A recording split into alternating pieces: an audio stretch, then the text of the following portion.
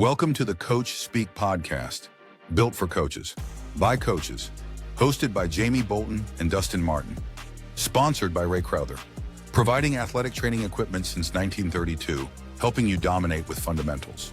Hey guys, welcome back to Coach Speak. Dustin Martin here with Jamie Bolton, and welcome back to Strength Week. Been a great week so far. Our first two guest speakers gave us some great content, and tonight we got two other great strength coaches that we're going to hear, and we have some specific topics that we want to get to with them that Jamie will let you know a little bit about. But before we get going, we want to thank our sponsor for sponsoring Strength Week.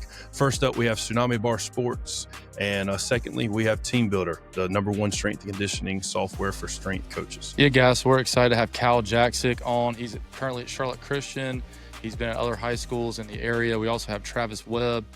Just recently moved back home to Ohio. Perkins School, was also at a couple high schools in the Charlotte area as well. So today we're really getting into tools and training modality, talking about things not only inside the weight room, but outside the weight room, like nutrition, recovery, return to play protocol. And then at the end, we always do our rapid fire. So we're going to go and get into it, guys. We're first going to start off with data and technology and strength conditioning. So talk to us a little bit about, and either one of you guys can jump in, the types of technology you use. I know that's kind of broad, but think about the best types of technology you use and why and what data is relevant.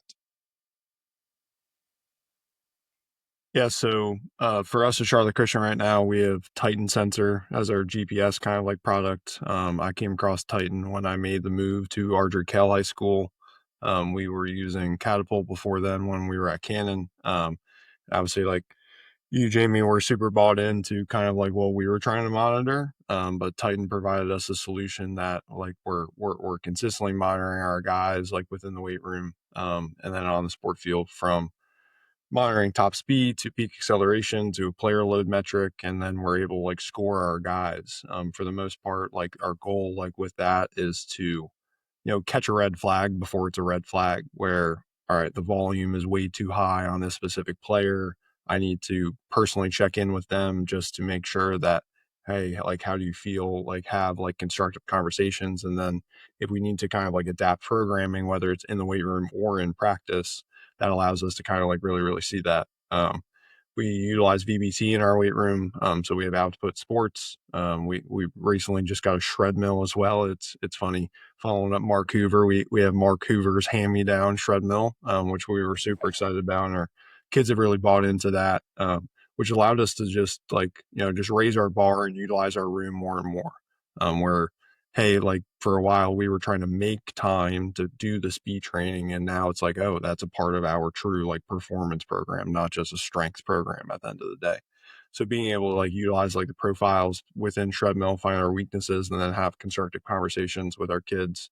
And then I just, I joked for a while that like force plates were like a boat. Like you got to have a friend that has a boat. You don't want to own the boat. But we signed up for force plates not that long ago, which is going to really help us from a return to play standpoint, and then try to integrate our data a little bit more, be a little bit more consistent with it. So I'm really excited to kind of like learn the ins and outs of those and how we're doing that from a monitoring standpoint to just really give us a real picture of what's going on below the surface. Because our kids can say like, oh yeah, I feel good, coach, but if the data is not saying that, it's going to be a little bit more real. And then we're able to have a little bit more honest conversations and then be constructive like with that across our football guys and across all of our athletes at Charlotte Christian.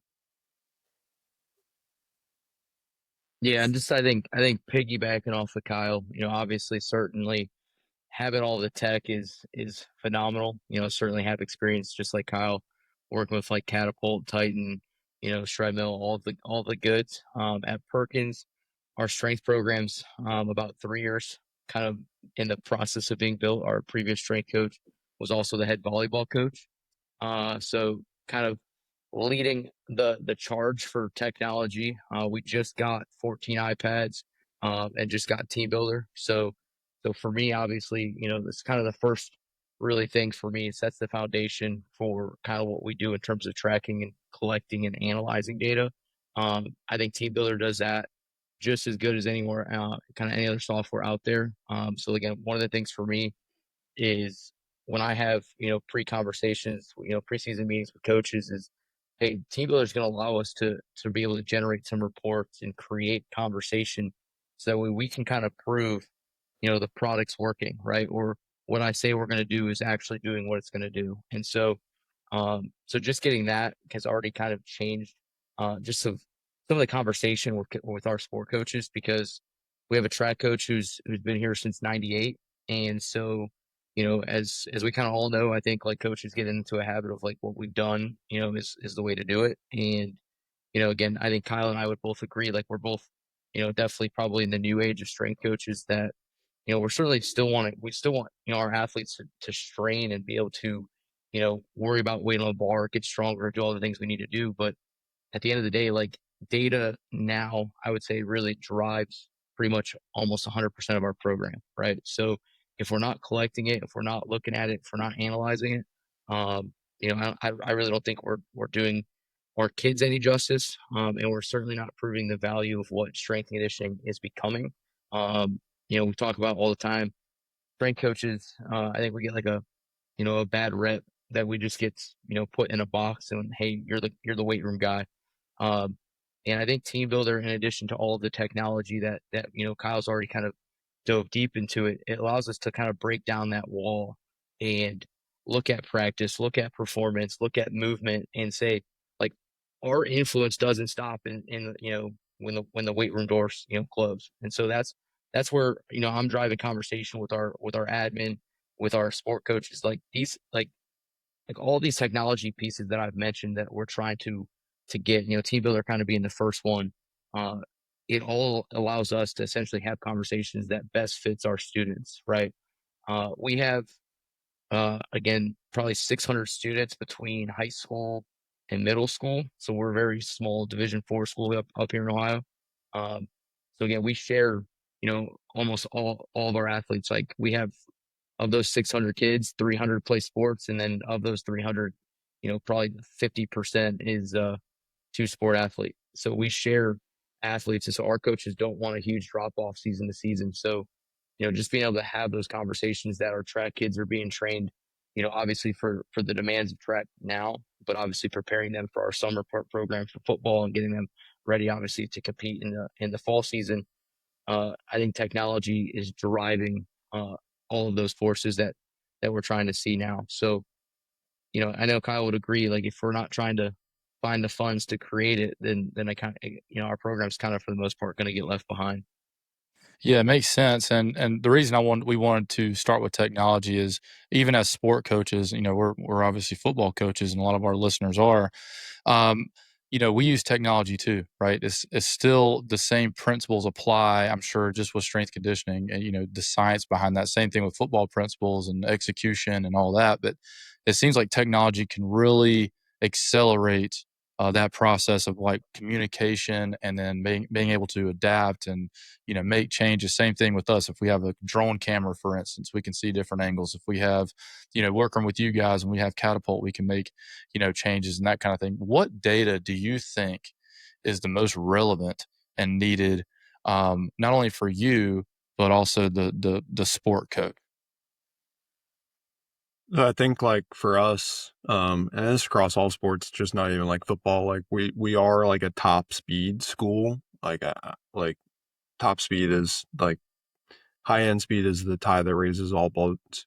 So allowing us to just monitor those things, seeing like adaptation like throughout the season, where, all right, are we peaking at the right time? Like, what are we doing from a programming standpoint? Are we checking that box on a really, really consistent basis? Because like for us last year at Charlotte Christian, like our highest speed that we had any player run in game was our starting running back in the state semifinal of any game that we had the whole entire year. Like, yeah, obviously that's like a one-off like scenario, and yeah, he broke a 60-yard touchdown run like down the sideline against Providence Day. Like it's a super competitive game, but it's like, okay, like the kid's able to do that. The kid's able to have a personal best and everything. So I think top speed for us is like really, really important. We have a daily peak acceleration, which is just like, hey, we know at the end of our warm-ups that we're going to get a one-off or like a couple reps of a one-off, just like dead sprint, like whether it's a 20-yard sprint, a 30-yard sprint, a 40-yard sprint. And we're seeing that. And you can tell like our name of our chart is literally dudes versus bums.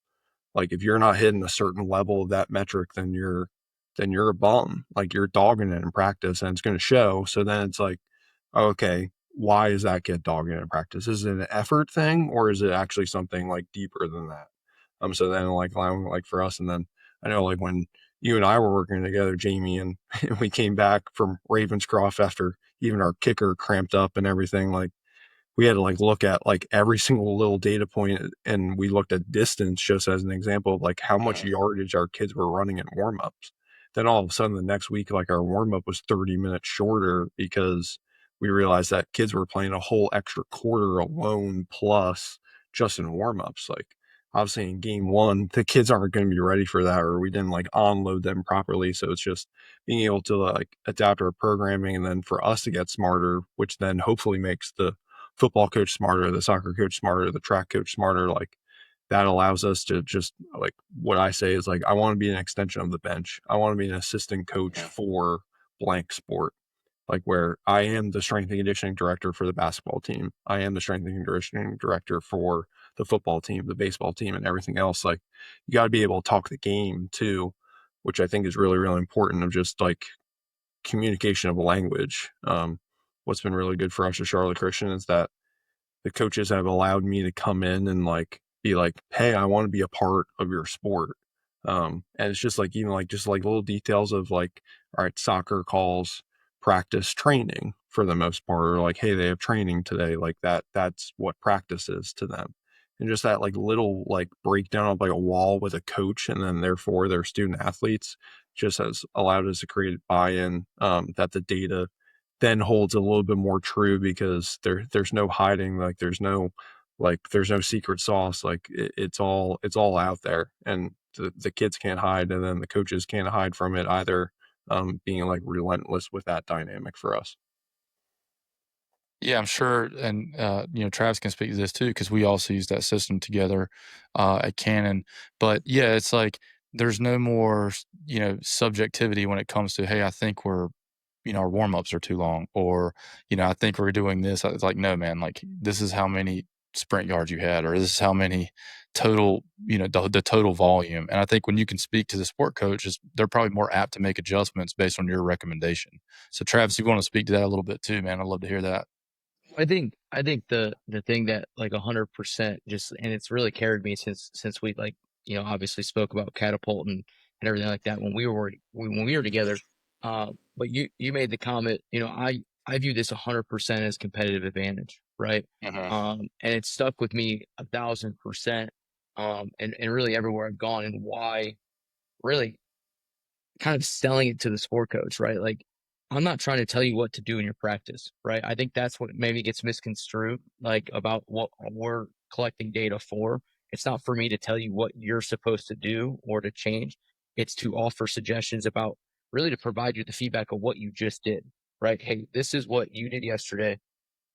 Here's what, the data is telling us. And again, what you're talking about within it, like having the objectivity of saying like, hey, like it's no longer coach versus coach. It's literally what the data is telling us. And so for me, like those are the things that, again, at my last spot, same thing. Like we were going, essentially a full hour pregame, when Kyle and I actually faced against each other. I remember shooting him a text message of like the Ultimate Warrior saying like me on the way out to warmups. And he's like, it's 5:15. Game kicks off at 7:05. And we spent, I don't know, 2 hours practicing before we walked out to the stadium. And so I remember our first year that I was there, I collected all the data, right? Of the eight out of 10 games that we played in the regular season. As soon as we started the third quarter, whether we were on offense or defense, if we were on offense, it was a turnover. And if we were on defense, like the other team, like again, we let up a touchdown. 80% of the games for the regular season. I went to our football coach and I said, look, we have to figure out, right, our pregame, because 8 out of 10 games, we showed 80% that we're just tired to start the third quarter. Like we've already played a full football game because we played a half before we essentially played a half. And so having the data for us, like really is just being able to communicate and have that conversation about, again, not what you're doing wrong, but like, how can we better it? Right. And I think that those are the things that, like, to Kyle's point, we're talking about being extensions of the bench. It's like, use us the way that, like, however you want to use us, right? Like if you want the data, then let's collect it. But then when we give you the data, don't say like we're wrong, right? I think that's the thing that like sport coaches just want to say like, hey, this guy's telling me how to run my practice. And it's, again, we just have experience looking at the data that, again, some other people don't have. And so that's why I say like, you mentioned the competitive advantage, we would look at that data, daily and have conversations about guys and, are we checking the things that we need to check from a preparation standpoint to ensure really that our guys are best fit to go perform the best we can. And then, are we like ultimately going to go out there and compete, not just again roll the ball out and say, hey, we're gonna maybe win this game, or again, if I do the my best play call here, we can win this game. But there's coaches now that like again, I think data is consistently driving all boats now, like Kyle mentioned with speed, because I use the example that Kyle and I have spoken about multiple times where he had 11 guys or 10 out of his 11 guys on defense all running above 20 miles an hour, right? Like again, that's a rarity, and we all know that like that doesn't happen in every single school, but it certainly can be trained. And again, we can certainly take it from 16 to 18 miles an hour. And again, if we do that, obviously we're gonna be able to do some other things that other teams can't do. So I think like again, kind of piggybacking off of that for outside, the velocity stuff in the weight room allows us to do the exact same thing, right? Where we can look at, are we actually doing what we need to do, and are we training what we're going to, what we're trying to train? So I think a lot of coaches now, especially in the football realm that have ran their weight room for so long, we've cared so much about how much weight's on the bar, and we focus so much on max strength, and we kind of forgot all about dynamic effort and kind of looking at speed and power in its own context. And so every coach I've ever spoken with wants one thing, and they want explosive athletes. So if we only train that max strength output, like we don't develop super powerful, explosive guys because we've never moved fast. And so that's the stuff that for me, like, when we talk about kind of just checking boxes, like I have coaches that, they think we're hurting kids in the weight room because we're just lifting heavy because of what the perspective is. And so you get velocity at 100% just creates that checks and balances of what we're actually trying to achieve, and kind of create conversation around, because again, no one gets into any, into coaching because we want to hurt kids, right? Like we want to do our best to make sure that we're protecting them, but also preparing them for what they're going to do. So again, technology, like I said, like, as far as the conversations we've had, certainly a competitive advantage as much as it is preparation. But again, you guys certainly utilize it more so, with the context of like, are my guys ready to do what I'm asking them to do? I never once told you, right, we're not going to condition if we don't need a condition. If we needed a condition, we would. But and there was certainly, again, we had that conversation with the linemen, like our lineman guys weren't getting enough, and we knew that. So, that's something that at the next job, Marvin Ridge, I certainly did better with our offensive line. But in the context where when you and I were there, we were trying to fight to get an offensive line coach to come to practice. So, And I remember having those conversations like we got to do more in Indy, like whatever that may be. And I know the volume and the sprint, like they're not going to sprint as many yards, but the change of direction and like I think I can't remember exactly how all that stuff worked with catapult, but yeah, I mean that makes a lot of sense. I would say the biggest thing is just I'm a numbers guy, so when you eliminate the subjective thoughts and actually look at the data and its objectivity. I know, Travis, we were only together 3 or 4 months, but like we sat down and kind of planned out how Catapult would match the practice schedule. And I remember what you had for Catapult each day, Monday, Tuesday, Wednesday, Thursday, was kind of the theme of what the practice was. Like Mental Monday, you were like, this is perfect. This is what we want to match up. And then Tough Tuesday, you were like, this should be your highest day. It kind of matched up really well. And then as you stepped out and Kenzie stepped in, she had a really good way of delivering it. Like, listen, like total volume's not really a big necessity. It matters, but like peak power, your power plays, stuff like that, sprint distance versus total distance. Like she knew a good way to deliver it where it was easy to adapt what we needed to adapt. And I think that's big in what you were talking about. So now we're going to kind of shift to like, position or sport specific strength and conditioning. Kind of what I want to know. And what I mean by that is, what's the best way you guys have found to tailor your programming to meet unique demands of each sport? Like I think we're all in agreement that there's no sport specific exercises per se. You know what I mean? Like it's like bilateral and unilateral squats are what they are. You know, you can do different versions of them, but how have y'all kind of found to tailor programming where it's unique enough for the specific sport demands?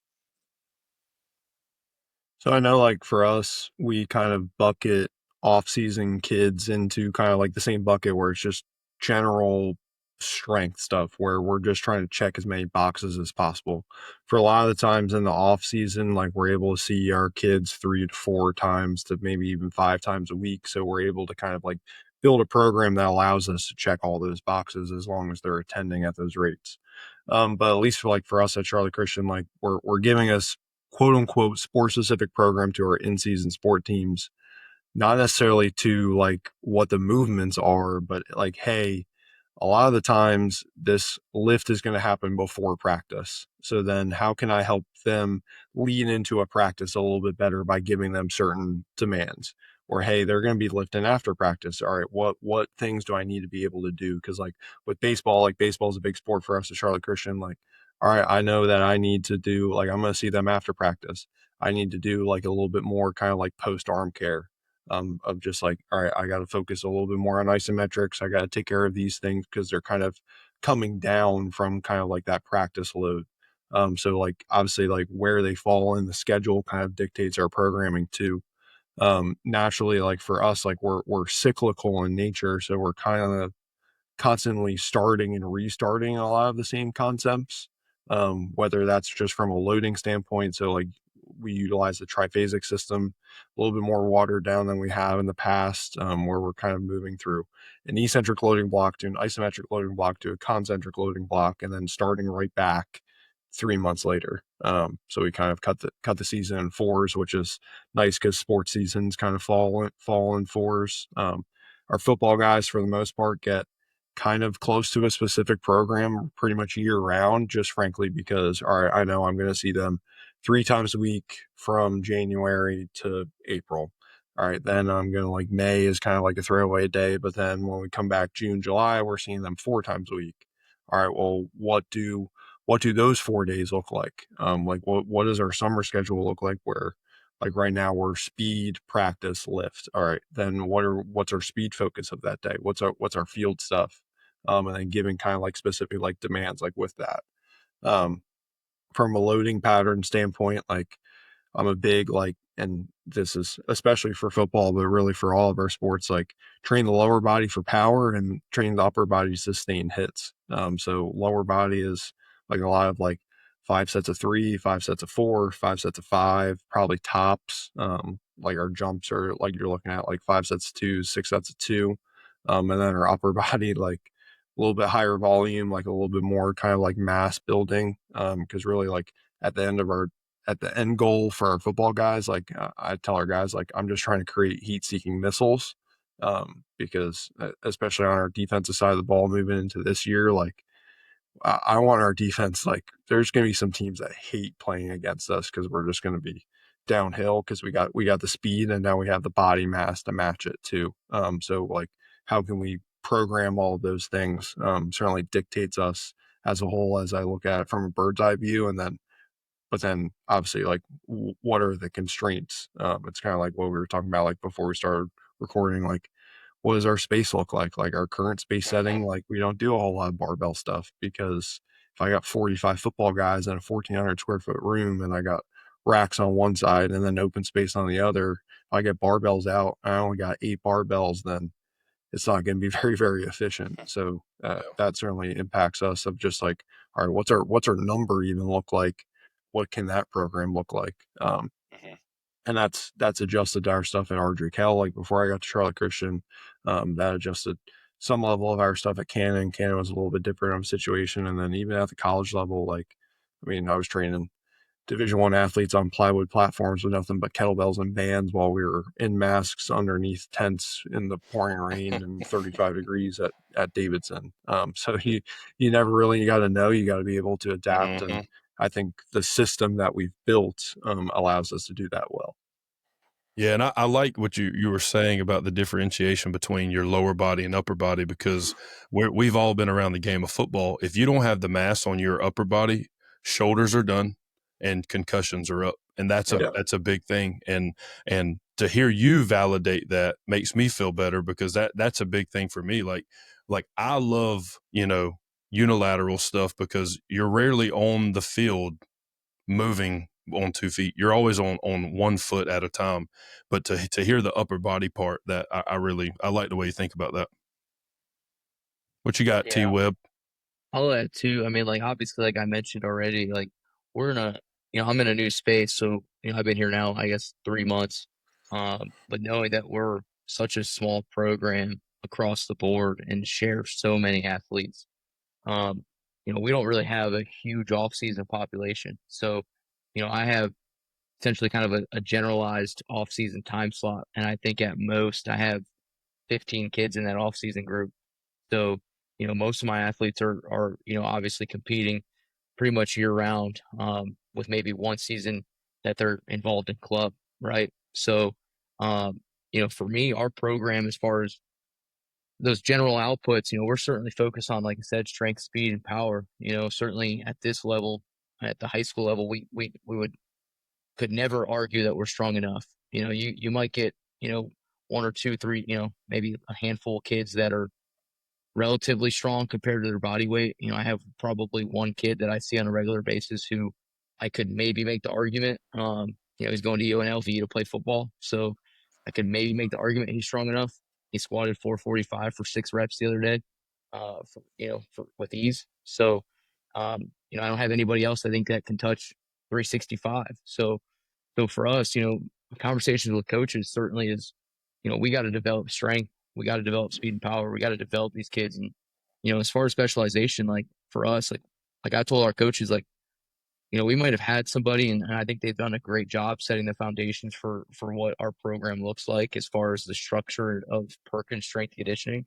But again, we all know, like, if you're a sport coach that's coaching the weight room, it's, your priority or precedent sometimes doesn't get valued, or can't make the time to get it done today because you're just so involved running practice, or, having parent meetings and all this other stuff. So I do think that, like, for us, we're still learning to train. And I think for us, like, movement is everything. I posted it and reshared something today from, another podcast about, from the Houston Texans strength staff, talking about movement, right. And we're talking about an NFL level program that's honed in on, the linear speed, acceleration, change direction, the basics, and so it's simple, but it's not easy. And I think, like, we get so captivated by, hey, I need my kids to do this, I need my kids to do that, but they don't know how to do a push up or a body weight squat correctly, right? And so for us, our scheduling is certainly obviously centered around games. Our tennis team plays probably 4 games a week, so getting them in the weight room 2 days is, a challenge, because they're just, constantly going. Our track teams meets are always Tuesday, Thursday, maybe Tuesday, Saturday. So again, trying to essentially work around when we're going to compete. And then, to Kyle's point, like, in season for us, especially our track team right now, like, we're just trying to basically keep kids explosive best we can. So, we were lifting Mondays before meet on Tuesday. We were going, no more than 3 reps on cleans and squats, and keeping it at, 30 to 60% at most. But again, like, for something that, again, just so, we can all understand, we have to be flexible and adjust. And, something that I learned pretty quickly is our kids weren't really, prepared to do some of the stuff that I was asking them to do. And so, being able to adjust and talk with our coaches, like, hey, we're probably getting maybe too sore from just being able to do some stuff that's pretty light and explosive, just because we've never really been asked to do it. Um, I'm a big structure person, and I know, like, this is something where me and Kyle probably major differ. And not saying he's not structured. I just, again, he always talks about the team builder whistle, and how he hears it in his sleep. But, for me, it's really just keeping kids on pace and keeping us moving at a rate that I want us to move, because, at my time at UMass, like, that was the one thing that, I was told is, strength conditioning, like, to repetitive term, like, we're conditioning strength. And so the conditioning aspect we can build inside the weight room, right? And so it's just really the pace of what we're trying to do. So I have kids that, again, haven't really ever moved quick in the weight room before. Like, they've never been on a timer, they've never moved at a pace that I'm asking them to do. So again, that rest obviously gets shortened a little bit. So they've probably gotten sore a little bit more so than I would have expected, maybe. But our structure again, I just want us to look clean and crisp. And so when I explain to our coaches like what we're doing from a specificity standpoint, like again, we're taking care of every athlete, building general developmental skill, right? Like we focus so much on high skill. Again, we have dual sport athletes too. So I have baseball kids that, jump and track. And so they're playing, 3, 4 baseball games and then going and doing high jump for 2 track meets. So trying to figure out exactly when we're going to get these kids in the weight room to focus on development, you know, it's a challenge. And I think that's the one thing that, frustrates some sport coaches, and you have to have conversations that are difficult about, we need to make this a priority. Doesn't mean that, my stuff's going to crush kids, because it's certainly not, again, thinking about volume and load and everything like that. But that's why I spend so much time trying to express those outputs. That's the one thing that, Kyle and I have talked about tremendously, is like, we're training movement and we're training strength and speed and all those other things, but like, we're not just so honed in on like, we need to see guys squat 600 pounds. It's great when they do it, but if they can move it fast and still feel fresh to go play 4 games or run 2 track meets, then we're doing our job.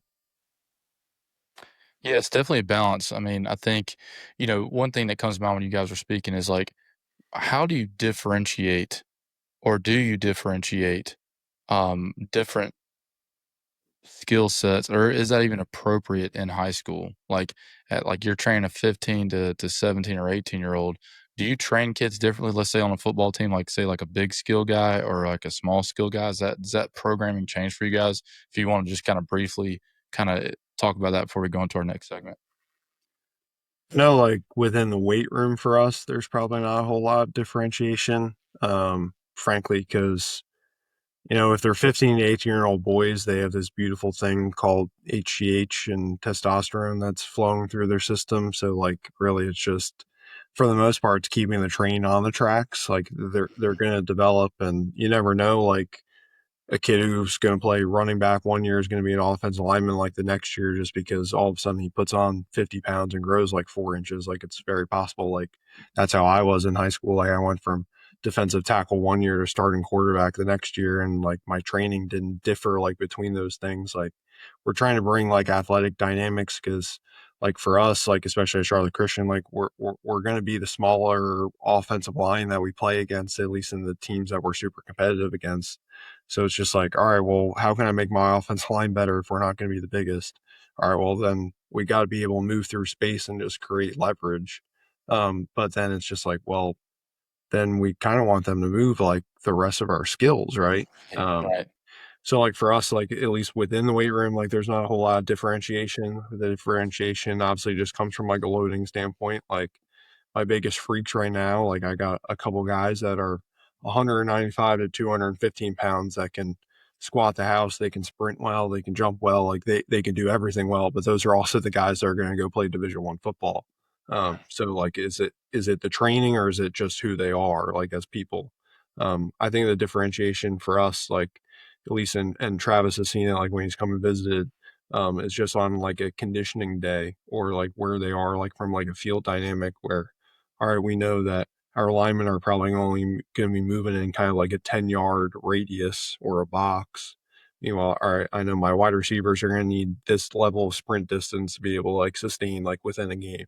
Or if it's a linebacker, like they're going to need this level of distance and everything else. So that's where our differentiation in our program really comes into play, is just how we condition our guys, just from like an on-learning system. And then if we break up into stations, like we'll break them up into kind of position groups, and we know like, all right, the movement of a lineman is going to be different than the freedom of movement of a running back and wide receiver. So we're just trying to give them slightly different plyometric demands and everything else that allows us to just develop them a little bit more specifically for the position that we're going to ask them to do. But I literally watched one of our guys go from running back to our starting offensive guard like in like 2 weeks, because we decided that we would just want to have every single specific hand injury possible on our offensive line last year. So it's just like you don't know what you're going to get. I know Travis will probably feel it like this year, just being at a quote unquote smaller school. And I mean, Cannon was the same thing. Like if we got 40 guys in our whole entire football program, like, yeah, we can train them specifically, but at some point there's going to be a kid playing at a position that they're probably not Probably not the Right. ones that are going to be proper for. Our starting guard last year was our field goal kicker in the first game, and then broke his toe, and then missed part of the season because it's just like he broke his toe, and it was like I don't know what we're gonna. I can't do Train that training better. for You need to our train that toe strength. yeah yeah that one's on me. Yes. I'll Yeah, man. Yeah, you on that.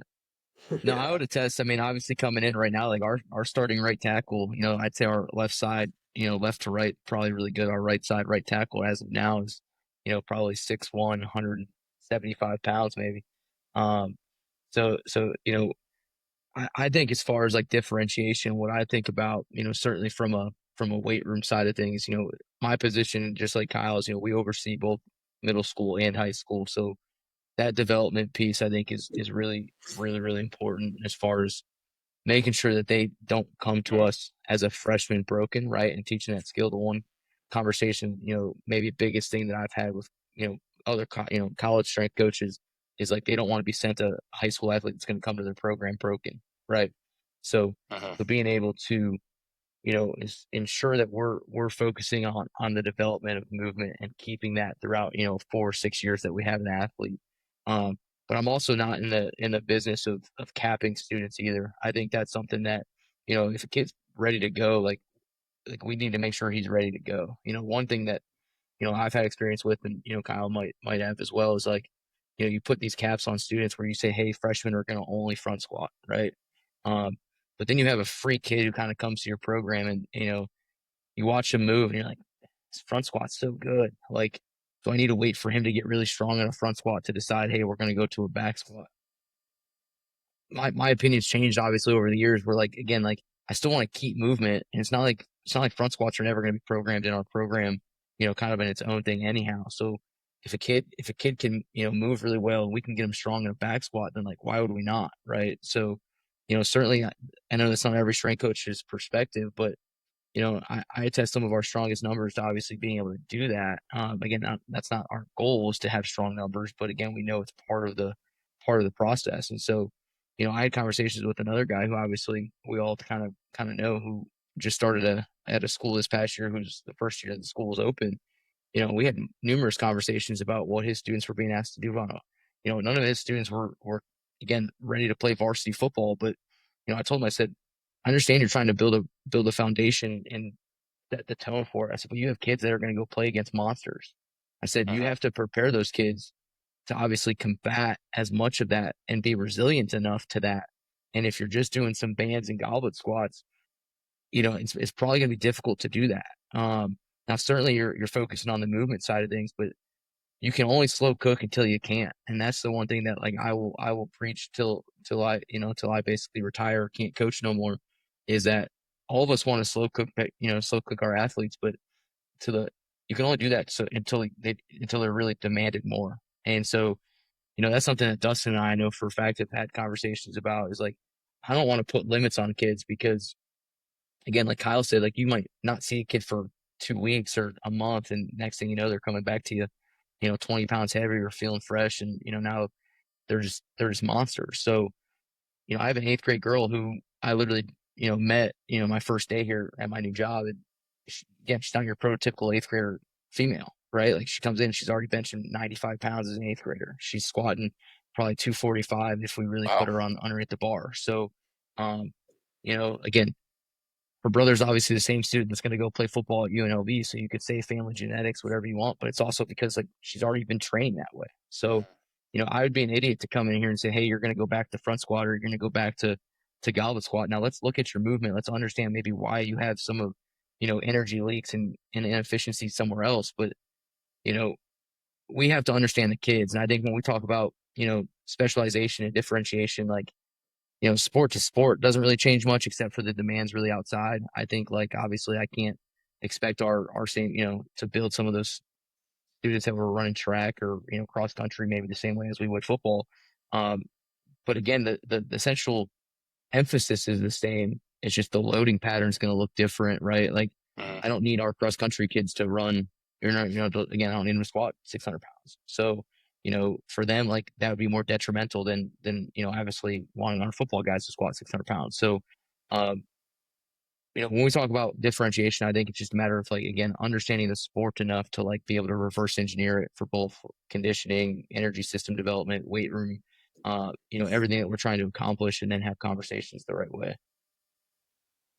Yeah, no, man, that makes all sense. And the biggest thing that comes to my head is good old Big Daddy, man. Because there had to be some differentiation for him on the field in the weight room, but his work ethic never altered. We did what he was able to do, and we got after him. But man, I think this is a great time to talk about our sponsors a little bit. First one is Tsunami Bar Sports. Big sponsor of Strength Week. We're super grateful for them. I know Jamie and I both have Tsunami bars in our weight room, but just changing the game when it comes to performance training. Whether you're building explosive power, improving bar speed, or just taking strain off the joints, Tsunami bars trusted by strength coaches at every level. And you've heard it best, team builder, man. We all know that strength and conditioning can be the difference between a good season and a great one. And a team builder does just that, helps design, manage, but also communicates with coaches and objective data, and helps you get stronger, faster, more prepared. So if you're serious about that, check out the 30-day free trial with our promo code CoachSpeak. And Team Builder is also working on a practice plan. So check that out too. We'll be rolling out some information on that as well. So as a sport coach, really, really excited about that. All right. So segment 2, now we're kind of switching gears a little bit, talking about, and both of you guys have worked with the return to play protocol at Canon. I think that's a great thing that Canon tried to implement, especially with y'all's skill sets. So, Travis, really talk about what does your return to play process look like, and how much collaboration do you have with like the athletic training staff? Yeah, I mean, I think for us, the biggest thing is just really having a set plan, meeting with parents, being as involved as you can early on. Even, I kind of break it down into like kind of many phases, right? Like, we go like in acute, and then we kind of go phase 1, acclimation, all of these things where we're kind of just rebuilding athletes. But I think the most important thing is just being able to be involved and have conversations. So I know, Kyle and I both obviously have a lot of experience, like speaking to physical therapists, speaking to parents, speaking to doctors, and just kind of setting a conversation early, because, nowadays there's just so much misinformation about, when you're cleared, student athlete thinks they're ready to go back and play.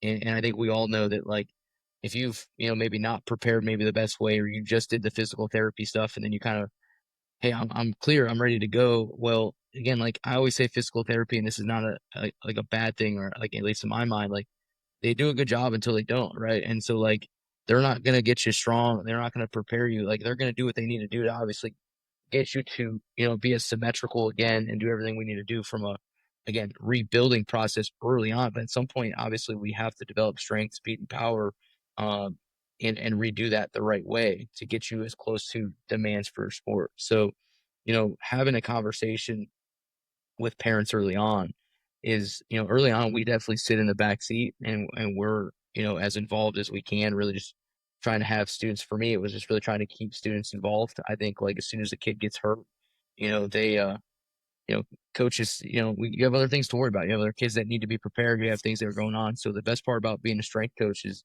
we get to see all the work kind of that can't maybe happen on practice day, right? Like, they can't practice, so they're in the weight room. We had a kid who tore, their ACL while I was at Cannon, who was there 5 days a week. And again, early on, when, he was still on crutches, he'd come in and we would do, bodybuilding bro split, where he was coming in doing biceps and triceps and chest and back. And, we blew that up, but he was still going to PT 4 days a week. And then as soon as, he was able to have some load bearing stuff, he was, we started doing some of his PT stuff at the facility. And then we started doing some, additional things. And, again, we talk about the shred mill data. Like, he jumped on the shred mill, I think, at like 6.5 or 7 months post ACL surgery, and hit like the highest gear 2 speed that we had, 6.5 months post ACL. Now, again, like we both know, and all 4 of us know, that athlete, obviously, he's kind of a freak in his own, but like, that student, like, just had an act, like a want to get better, and having that plan, having a conversation with the parents, like, they knew, like, hey, you better be at school after practice, whatever, before practice, in the morning, whenever Coach Webb's available, you better be there, right? But they also knew that as soon as he did get cleared, that we still had a long way to go. And so, on my kind of exit out and Dustin's kind of entry in, like we had a conversation of like, look, this is what spring ball kind of needs to look like. This is what summer stuff needs to look like. This is what we're able to do. This is where we're at. This is what we feel really strong with.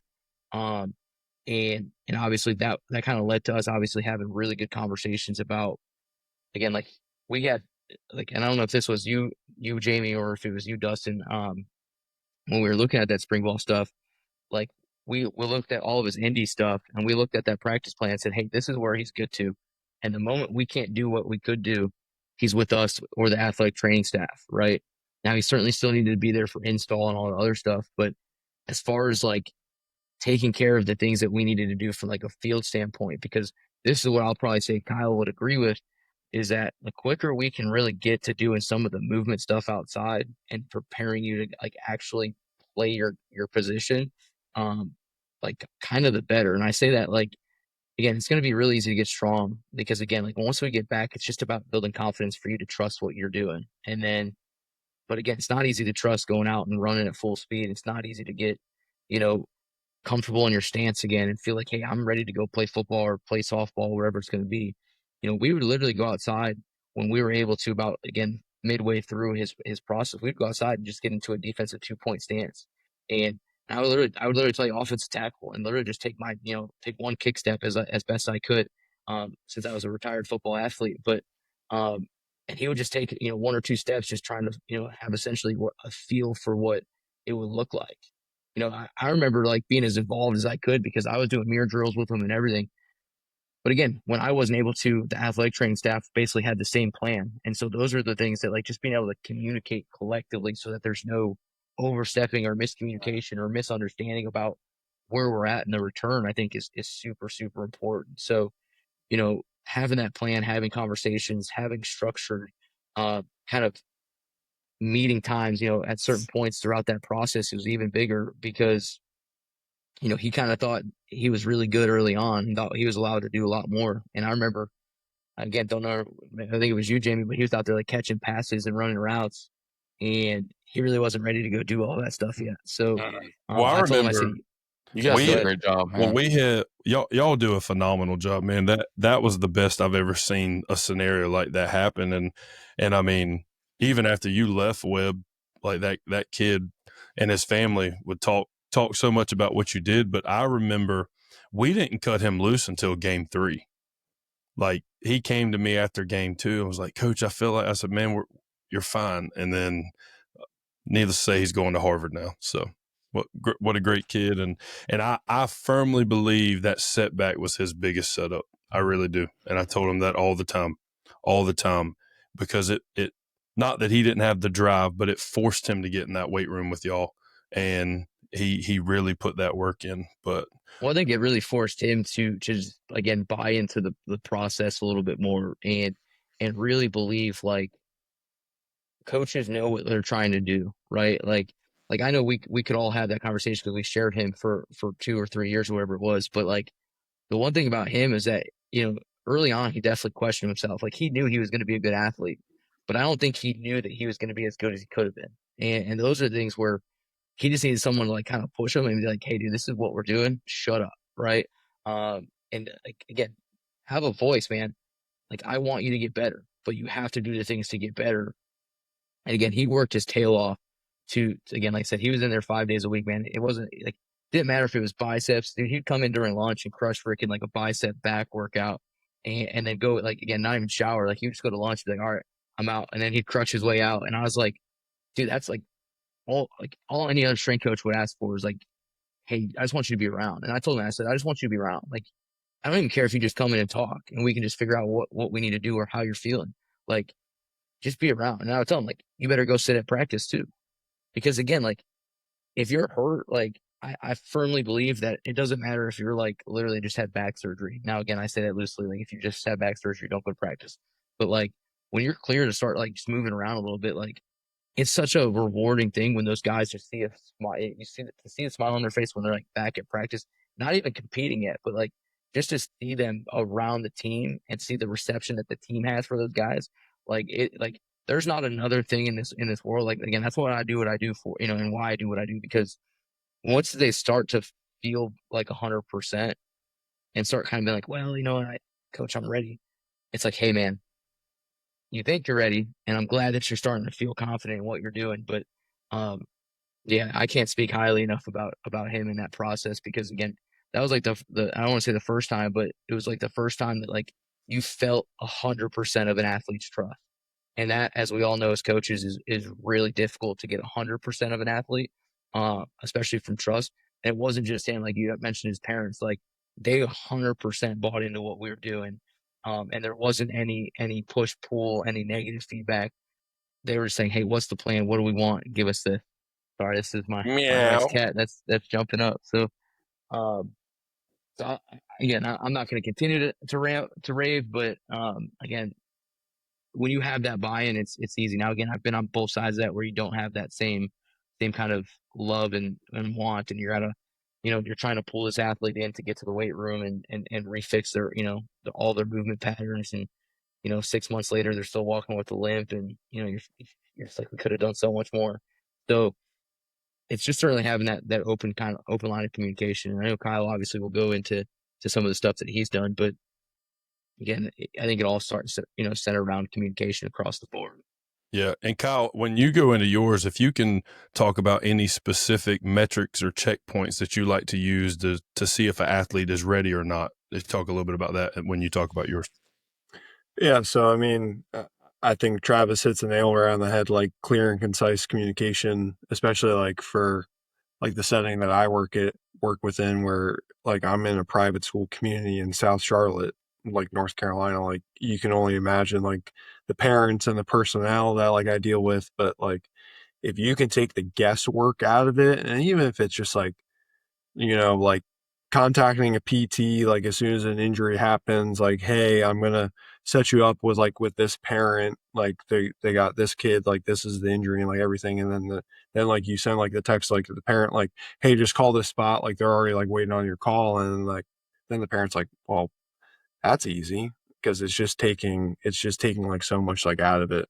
And it's funny, like, and Travis like alluded to like so many movements of like or moments of the return to play process, because like I'm deep within one right now, and we're only like 1 month post op of a torn ACL of like legit one of my favorite athletes I've ever coached.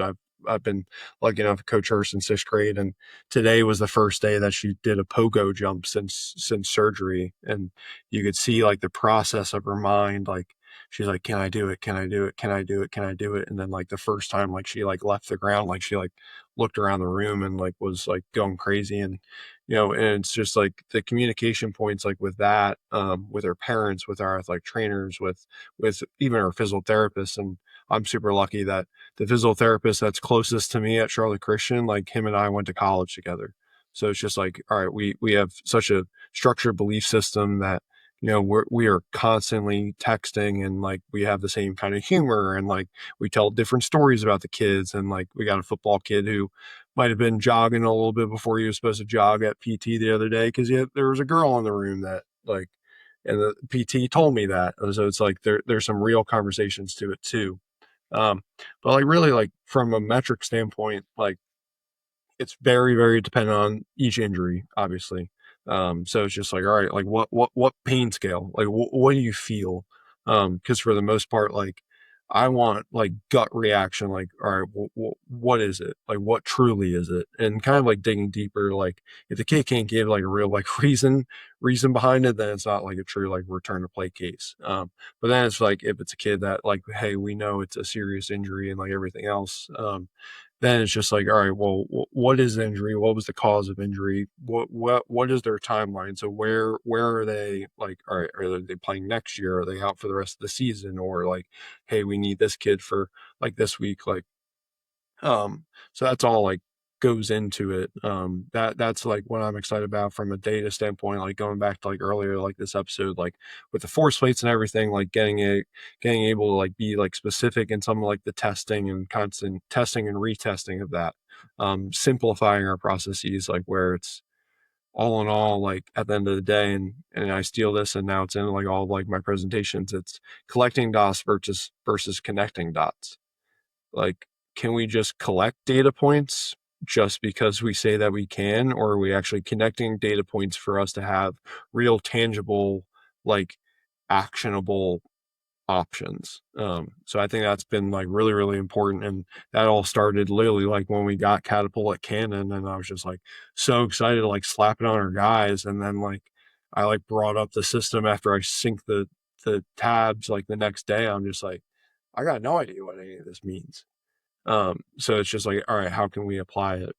So that's like giving us like really, really good options like with that. So like even just, all right, if we talk about like an ECL, like, all right, when are they jumping? When can they actually like start to run? Like what even like what graph like was it? Like who did their surgery? Because now we're like literally studying like surgery tendencies like within certain doctors and everything. So that all kind of like boils down into it. And then like our system is literally built the same way our strength system is, like where it is cyclical in nature with triphasic dynamics, that like if they can't hold certain body positions under tension, then if they can't hold tension, then they're not going to be able to withhold tension of like playing like a contact sport. And I could argue that just about every single sport is a contact sport too. So that's all stuff that like we're just really trying to get our kids back to. But like specific data is very, very dependent on what the injury is. And then sometimes you even got to make an example of it. Like I know like our starting safety, and now he's swelling up to a linebacker, even though I've always told him he was going to play linebacker anyway. Like we sat him out week 1 last year because he quote unquote strained his soleus. And we're just like, well, dude, you haven't been handling the stuff that I've been telling you for the last 3 months to do. Like, you're not playing week 1. And like, kind of like was like, what do you mean I'm not playing week 1? I'm like, we're making an example out of you because if you can't handle it, I mean, it's ownership is the biggest thing. Like, then you're not playing week 1. Granted, we lucked out, like we didn't really need him, and we had him for the rest of the year, and it was the first season that he's played for us that he basically played the whole year too. So there's examples like that all right, like maybe make it a bigger deal than it needs to be, or make a big deal too. Like the girl jumping for the first time today, like she was like running around the weight room like with just the random kids that were in there that shouldn't have even been in there. I don't even know where they were supposed to be, like giving like high fives and like everything. Like that's like a huge, like massive like first step. And that girl probably walked around school the rest of the day with the biggest smile on her face, which she pretty much always does anyway. But she, like, those are the moments that like, I mean, it's what Travis said, like that's what keeps you coming back to. And it's far outside of like what we can even quantify at the end of the day. Wow, well said. Well, I think that gives us just enough time for our rapid fire segment. I guess I'll start off. So, what is the most overrated exercise in the weight room that you see either sport coaches or strength conditioning coaches? This may be a loaded one, but look, man, just Oh, I'm have at excited it. about this one. Just have I'm just have excited at about it. this one. Let's hear it from Travis first. I think, Well, you know, I should say we should make you guys write this down and then like hold it up, like to see if it's the that'd be a same. good segment for you Yeah, guys. yeah. I know I talked about, the back squat, but I had a conversation, the same thing today. Like I do think the back squat, as great of a lift, it's certainly my favorite lift. But from a coaching standpoint, like I really do think the most athletic squat we could do is a front squat. And I think, we get so geared up, all these college strength coaches, the first thing ask, like, what's your back squat? What's your squat? And I think we just ramp up like what that looks like. And so, you know, for me, I think we keep the movement, and we still get strong, just as strong. So, I think we glorify the back squat to its never ending end, where we feel like we have to do it year round. And, certainly for me, I don't think we need to do that year round. What do you think, Mine will be more cancelable. I'm not a power clean guy. Never really been That's favorite convinced too. that, yeah, never really been convinced that kids are going to do it well enough for them to actually really reap the benefits out of it. That's been more so creation of like the settings that I've been within. But it's a really hard movement to master to gain truly what you can sow out of it, like reap like what you sow out of it. So for me, like I wouldn't call it overrated. I think it's overblown and over obsessed. Of just like at the end of the day, like, I'd much rather our kids do other things than focus all of our time into perfecting a movement that may not even reap the benefits that we want it to reap. I think it's funny too. Go ahead, Really Trev. quick. Go ahead. I just think it's funny too because like I said, you'll have like cleans programmed in or something because this is one of those things too where I go back to coaches wanting your kids to be explosive, but then you'll like throw cleans in and then the coach comes to you, well, why are my kids sore? Well, coach, like your kids don't clean well enough to like for us to do them. That's why we don't do them very often in our program. But like now you're mad because they're in there when you've asked them to be in there, right? So, it's one of those funny things. But go ahead. No, man, no, I was gonna say, like, I totally get it. You know, when I was a player and even, you know, lifting, I would incorporate front squats, you know, as a coach, my personal, you know, plan. And it's like, to me, the front squat's easier, just my preference. It's just holding the weight and the load sucks. Like, I hate it, you know, and maybe that's wrist mobility, whatever it is, because I'm not a this guy. I can't do that. Like, I can't do that. But it's like, I always thought it's easier to teach a front squat anyways, because when people are having trouble with squat, the easiest way to do is offset it, put some weight in front of you to help with balance in a way. So I like front squat. The kids hate it. Like, I will say that they would much rather put the weight on their back than hold it in the front. Are we saying that squats are worse than like calf raises and curls here, or like like maybe calf raises are good? I don't know. Are calf raises good? I don't know. Saying that Bosu balls are pretty good too, I guess these days. I don't know. And then catching all the tennis balls and stuff. Yeah. Colored That's awesome. sticks with one eye patch over their eye. And Like, if you're not doing that, we're gonna take our kid. We're gonna take our kid to a personal trainer. Okay. Where they bang their shins with razor scooters to make them tougher. Just the whip it in there. All right, let's flip it. Now, what is the most underrated? What should we be doing that's the least expensive but the most bang for your buck?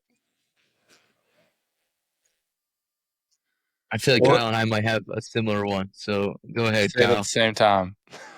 So I'm a gun to my head. If there's one exercise that I could do for the rest of my life, it would be a goblet or front rack reverse lunge. I think the ability to do that, of its application of just acceleration and lower body power, and then the stabilization of having either a goblet load or a front rack load, it can separate your men amongst boys. I know, like, our kids still talk about, like, we got some 400 plus pound squatters, but there's still some kids that be like, do you remember when Henry like front rack reverse lunged like 335? I'm like, well, yeah, he's a freak. I was like, that's probably one of like the more prouder things. So a reverse lunge, but more specifically front rack or goblet loaded reverse lunge. Wow.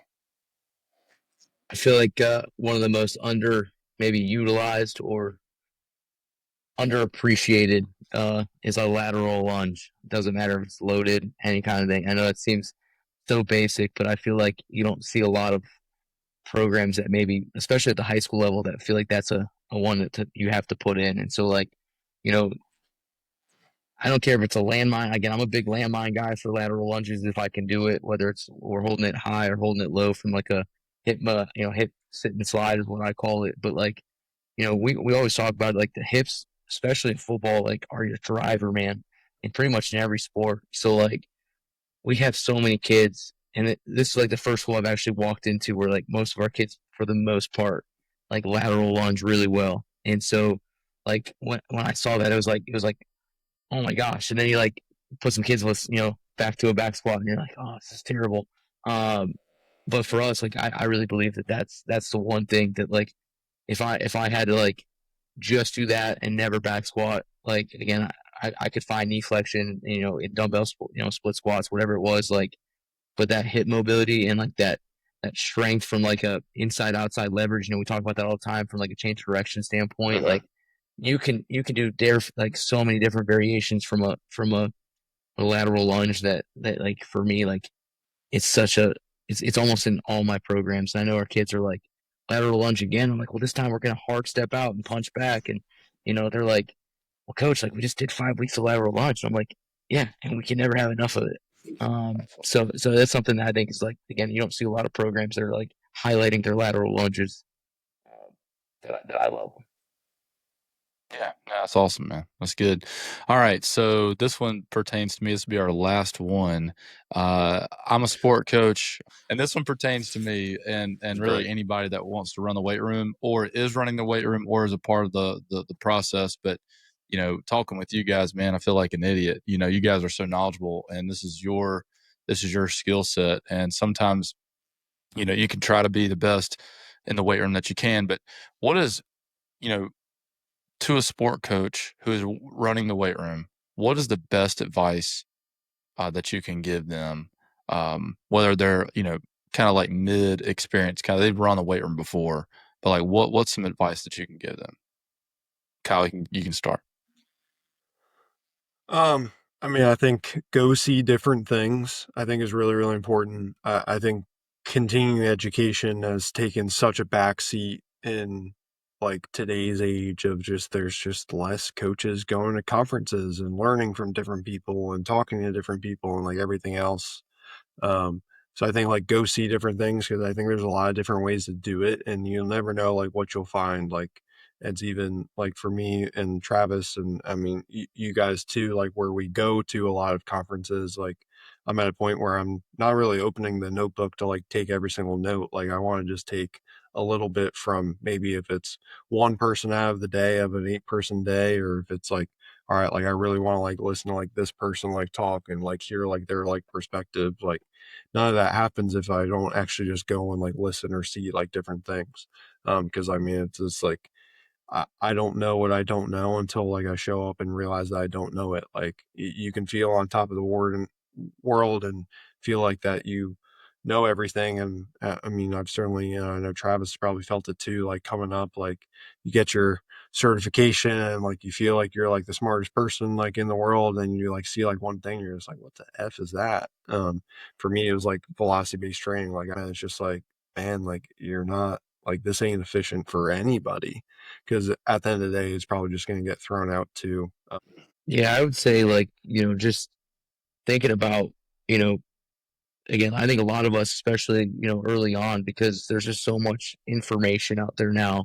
Doesn't matter if you're a sport coach, strength coach, freaking doctor, right? There's just so much available to us that like you can't really use the excuse like, well, I did this when I played and that's all I know, right? Like I think that's the one thing that like, a lot of times I like when I talk to coaches and I ask like, hey, why do you do that? Well, we did it when I played, right? And I think that's such a cop out because it's to me like you're not, again, to Kyle's point, like you don't have people going to conferences. There's not a lot of, again, I know we have, in North Carolina we had a obviously selective pretty large crew that would collectively always go out. It wasn't matter if you were a football coach, right? You wanted to learn. That doesn't happen everywhere, right? Again, and even from Ohio to down there, like, certainly up here we have a little bit more of the offensive line talent. So we have a lot more emphasis on the strength than we do anything else. And so for me, I think like just because you did it when you were a player, I think about like myself and how I train versus how I train my athletes, right? Like how I trained got me hurt, right? Like I used to be that 5'7", 245-pound kid that would just try and squat and, would be way above parallel, couldn't have any hip mobility, rely on a hip, butt wink and all those other things. And then I wonder why my back's jacked up now, right?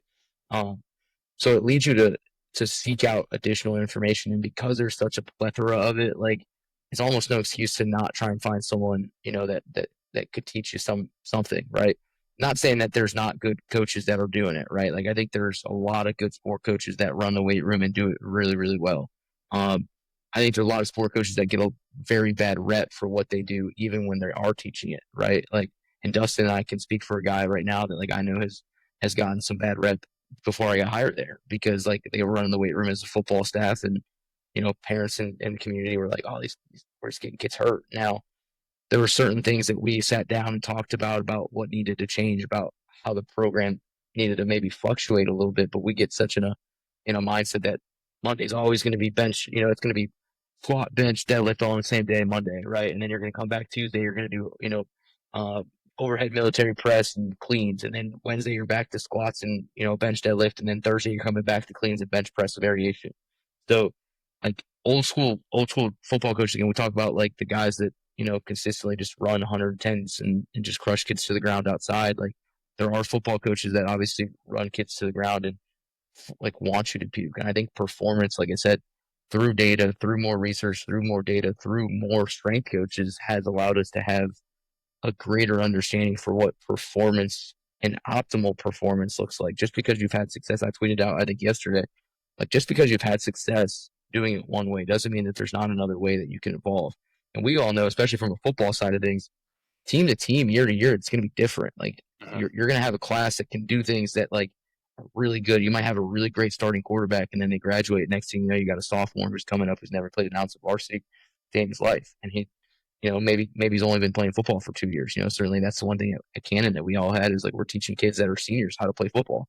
That's a tough task, and so I think the biggest thing is utilizing those resources, like Kyle said, but then not being so prideful to say, well, this is just what I've done when I played, and this is what I'm going to do as a coach. Because, like, again, you're not there for you, right? You're there to make kids better. And so, I had that when I was a first year coach. Like, I had all those ambitions of doing the stuff that I did, and then I start getting more tuned with the knowledge and the science. And I'm like, what was I doing? I remember my first program was like 3 sets of 10 chin-ups, and I was like, I remember the conversation I had with one of the other coaches, and he's like, dude, you have kids that don't even know how to do one. How are you going to have kids programmed at 3 sets of 10?